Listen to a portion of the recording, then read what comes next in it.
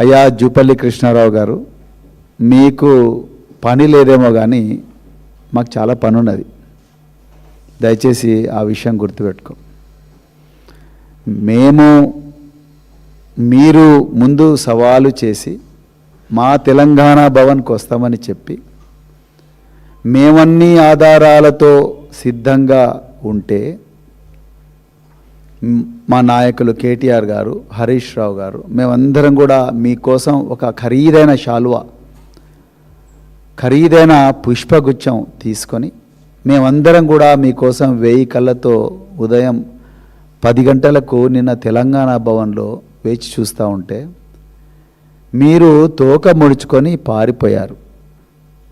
ఇప్పుడొచ్చి ఉత్తర కుమార ప్రగల్భాలు పలుకుతున్నారు.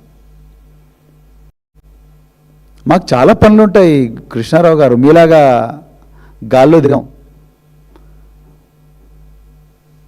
మీలాగా పని లేకుండా, పని పాట లేకుండా తిరగం.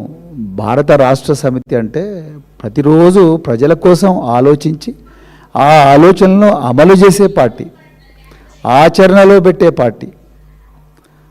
మాకు మీలాగా ఇప్పుడు మీకు సడన్గా ఓడిపోయినామన్న పరాభవం ప్రతిరోజు ప్రతిక్షణం వేధిస్తుంది. కాబట్టి ఆ పరాభవం నుంచి బయటపడడానికి, మీ ముఖ్యమంత్రి గారి దగ్గర మార్కులు కొట్టడానికి ఇప్పుడు సడన్గా మీకు సోమాజిగూడ ప్రెస్ క్లబ్ గుర్తుకొచ్చింది. మరి నేను కొప్పుల ఈశ్వర్ గారు నిన్న సోమాజిగూడ ప్రెస్ క్లబ్కు 11 గంటలకు వస్తామంటే మీరు ఎక్కడ పోయిన మీ మంత్రులు?